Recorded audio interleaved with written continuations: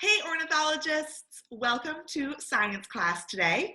And I was wondering if you have noticed that when you're using your ornithologist ears on your bird walks and in your neighborhood and in your yard, if you have noticed that the bird calls not only sound different between the different types of birds, like between a bald eagle and a black-capped chickadee, but they also sound different even within the same type of bird. Like the black-capped chickadee doesn't always make the same sound or say the same thing. And that's because they speak in similar ways that you and I do. They don't just say the same thing over and over again. Say the same thing over and over again. Say the same thing over and over again. That would be kind of boring if we did that, right? They actually have different messages that they communicate, just like we do when we say different things to each other. And you might be wondering, how do we know what birds are saying to each other? And that's because scientists have spent many years studying the calls of birds and studying when birds do certain types of calls. And they've been able to figure out that there are 5 main messages that birds are saying.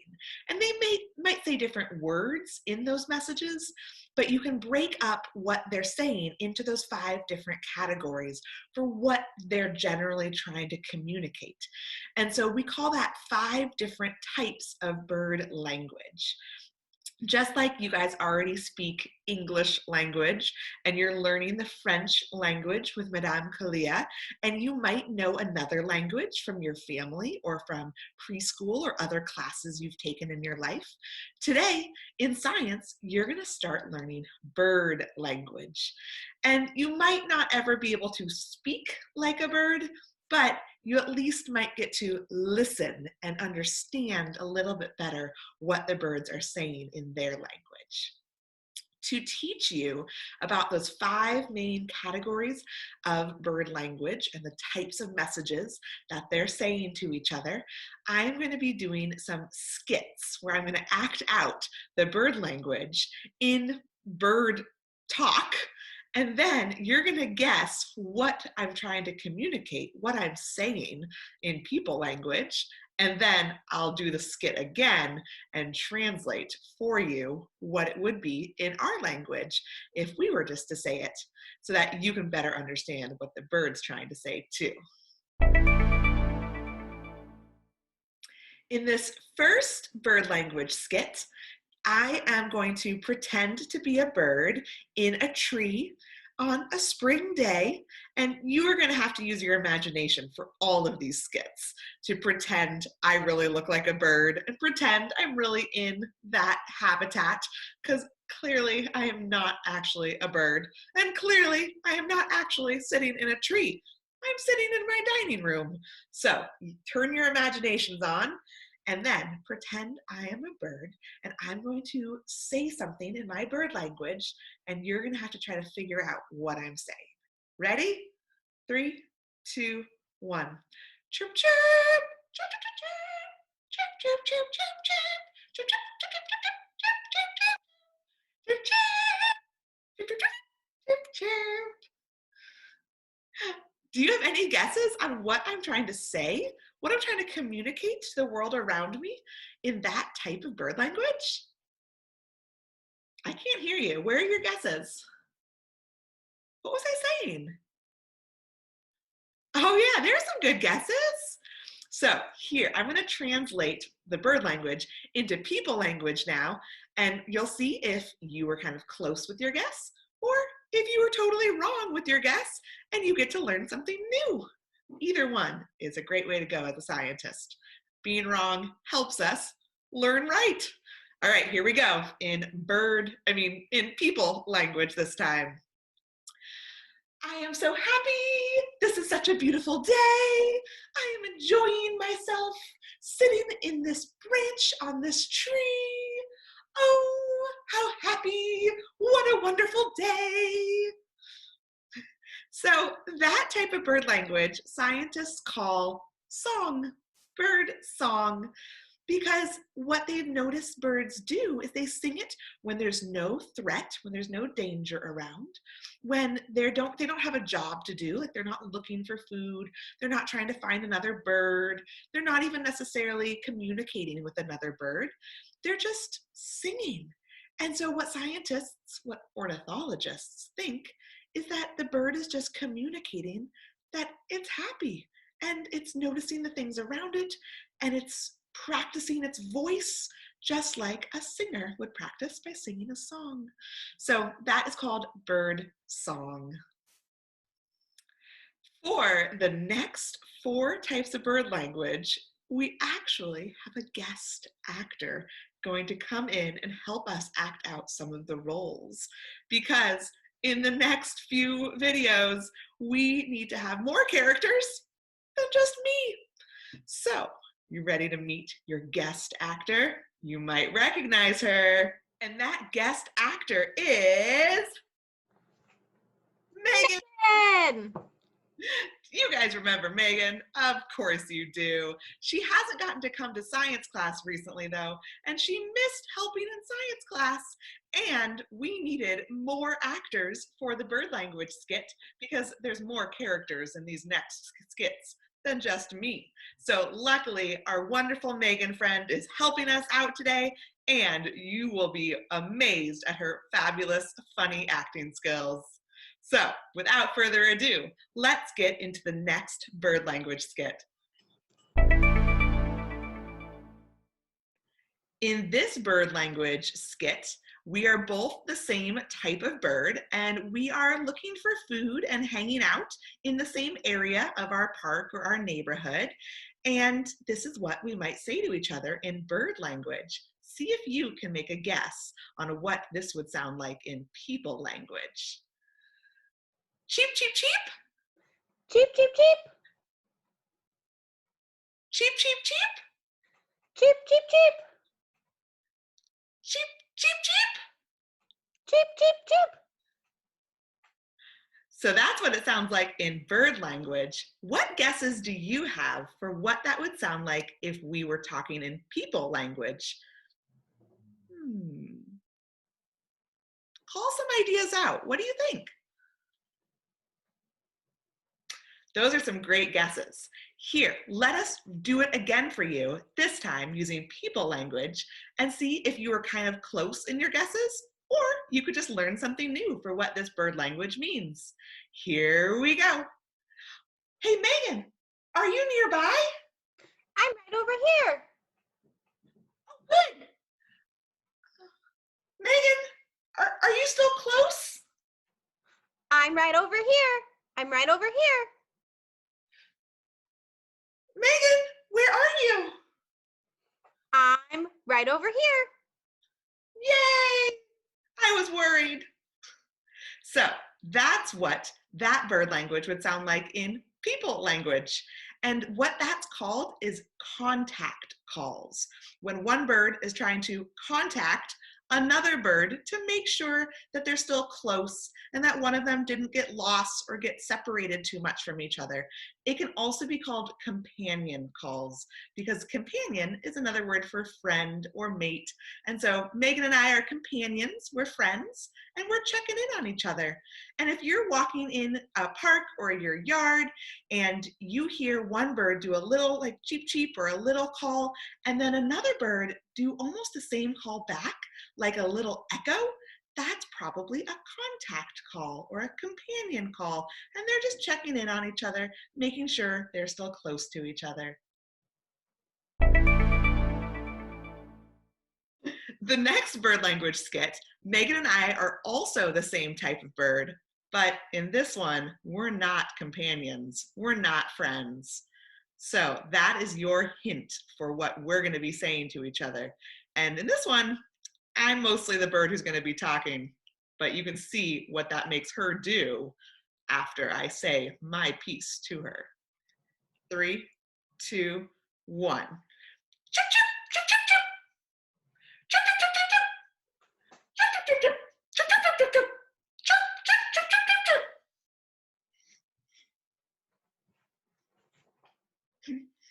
Did you see where she went?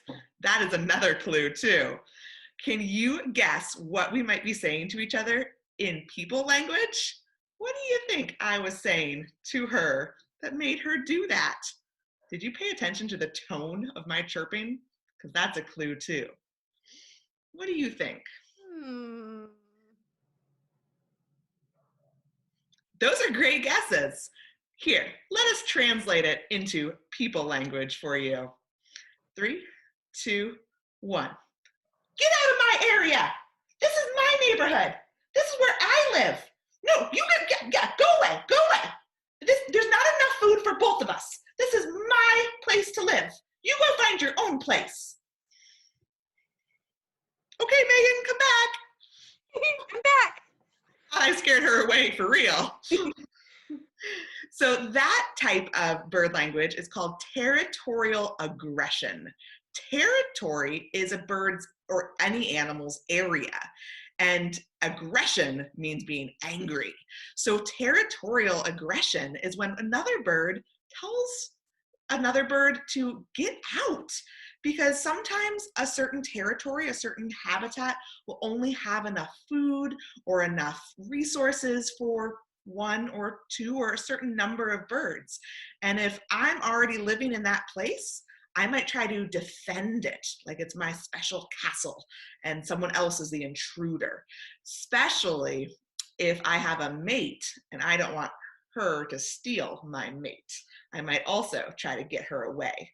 So that is called territorial aggression.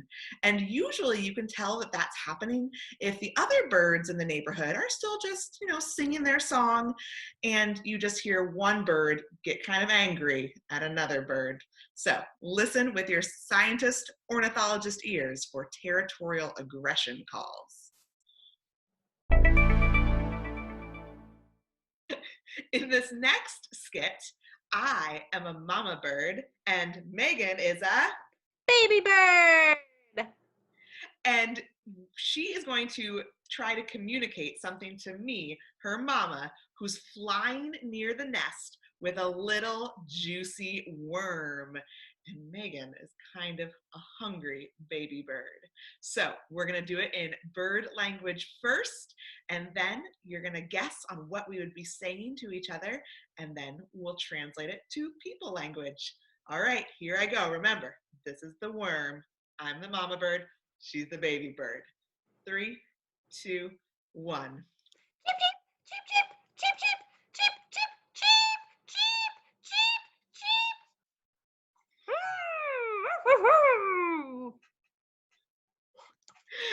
All right, what do you think she was trying to tell me as her mama, who was flying close by the nest with a big, nice worm?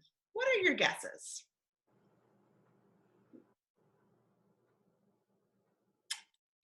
Totally. I had some of those similar guesses too. And we're going to translate it to people language now, and we'll see how close you were. All right. So now she's going to talk to me, her mama, in people language. 3, 2, 1. Feed me! Feed me! I'm hungry! Feed me! Feed me! Mom! Feed me! Feed me! Feed me! Yummy! So, did any of you guys guess that she was really wanting me to give her that worm? Because she is just a hungry little baby chick, and she's so little, and she needs to grow nice and big and strong.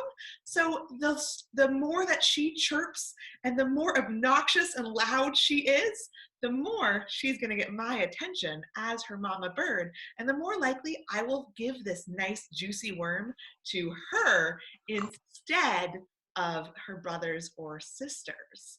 And you guys, kindergarten and first grade ornithologists, are really good at sharing. I know that a lot of you have brothers and sisters and friends. And so if you had just one worm, you'd probably say, okay, well, let's share it. But baby birds aren't so good at sharing. They want the whole worm all to themselves so that they can grow up to be the strongest bird of all from the whole nest.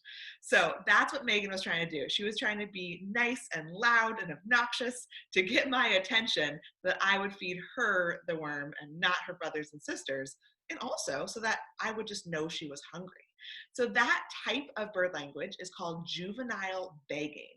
If you remember, juvenile is the word that means a young bird, and begging just means, please give me something. she's really good at that begging, huh? So juvenile begging is one that's a little bit harder to hear when you're out and about in the neighborhood or in your yard or in the park, because it's being done by such little birds in a little nest that's usually very high up in the tree and a little bit farther from your ears. But occasionally, if you really keep a sharp ornithologist ear open, you will hear those little chicks chirping their little hearts out, saying, please feed me, mommy, please feed me, daddy, I'm hungry. So see if you can hear that sometime in your next few neighborhood ornithology walks.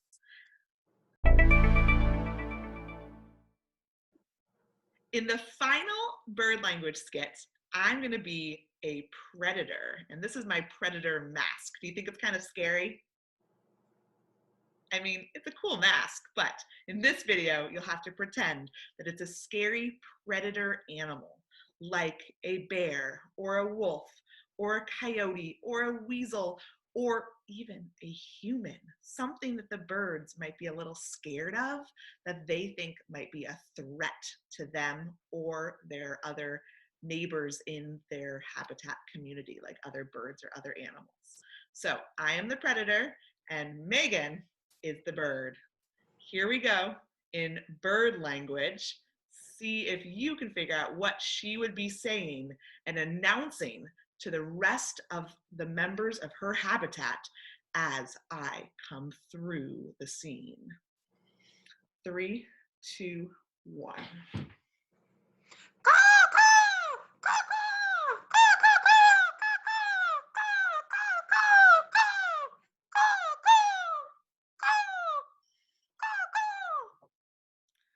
What do you think she was trying to announce? She's not really speaking to me, the predator in this video. She's speaking to the rest of the forest community. What do you think she's trying to tell them? I can't hear you. What ideas do you have? Oh yeah, that's a cool idea. So here's what we're gonna do. We're gonna translate it to people language and see if your guess was kind of close, or see if you can learn something brand new.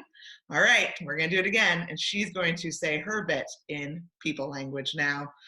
3, 2, 1.